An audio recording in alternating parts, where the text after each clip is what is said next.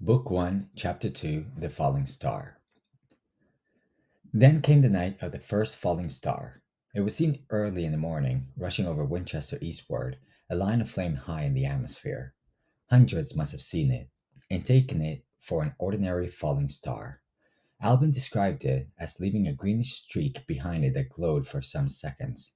Denning, our greatest authority on meteorites, stated that the height of its first appearance was about 90 or 100 miles. It seemed to him that it fell to Earth about 100 miles east of him.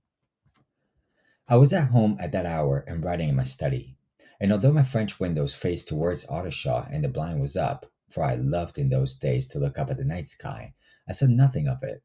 Yet the strangest of all things that ever came to Earth from outer space must have fallen while I was sitting there, visible to me had I only looked up as it passed. Some of those who saw its flight say it traveled with a hissing sound. I myself heard nothing of that. Many people in Berkshire, Surrey, and Middlesex must have seen the fall of it, and, at most, have thought that another meteorite had descended.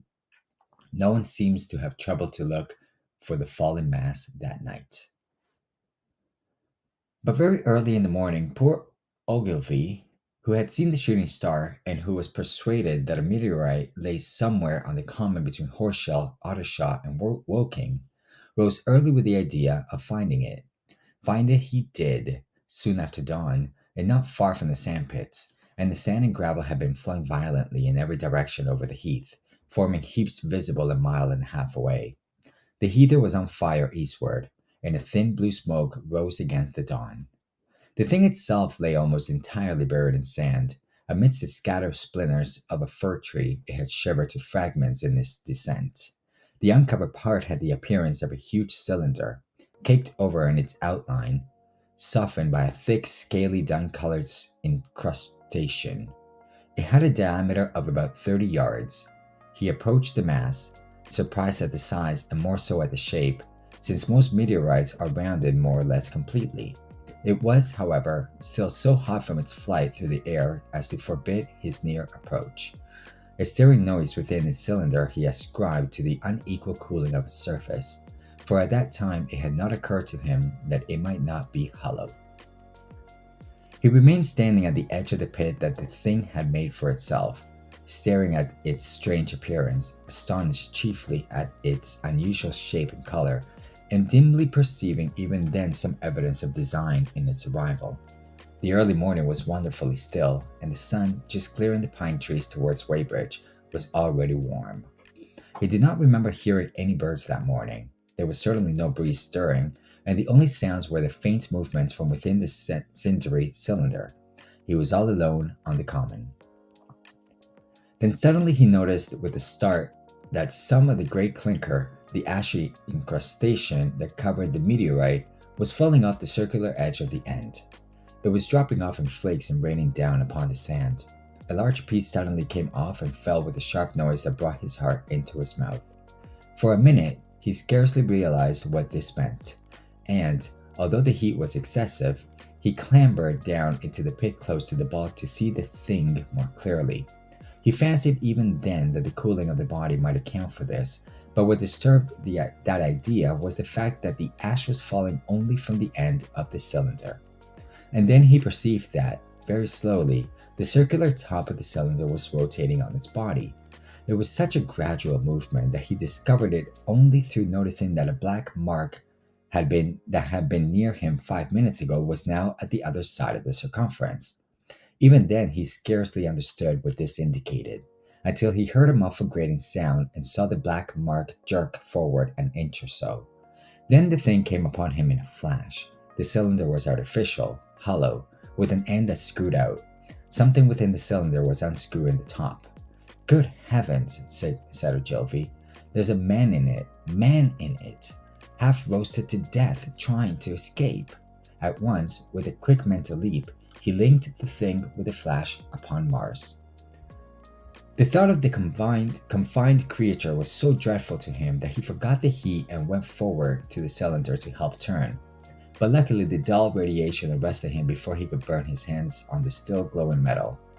At that, he stood irresolute for a moment, then turned, scrambled out of the pit, and set off running wildly into Woking. The time then must have been somewhere about 6 o'clock.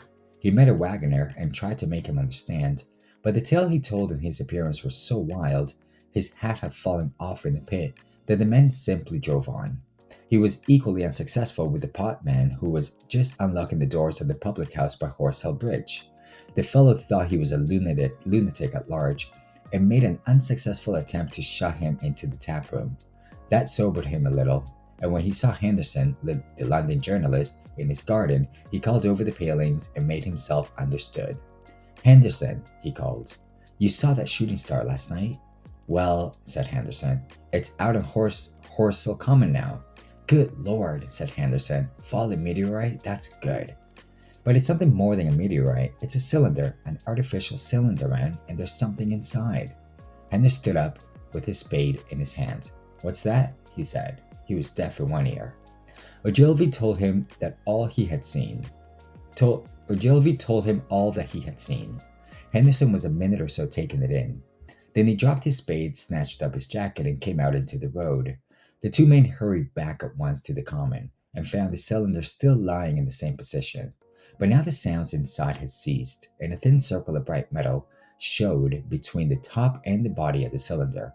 Air was either entering or escaping at the rim with a thin, sizzling sound. They listened, rapped in the scaly burnt metal with a stick, and, meeting with no response, they both concluded the men inside must be insensible or dead. Of course, the two were quite unable to do anything. They shouted consolation and promises, and went off back to the town again to get help.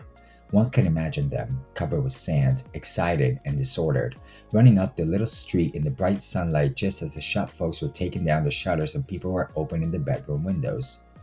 Henderson went into the railway station at once, in order to telegraph the news to London. The newspaper articles had prepared men's minds for the reception of the idea.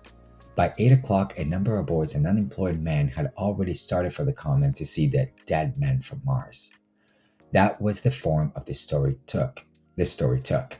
I heard of it first from a newspaper boy. About 8:45, when I went out to get my daily chronicle, I was naturally startled, and lost no time in going out and across the Ottershaw Bridge to the sandpits.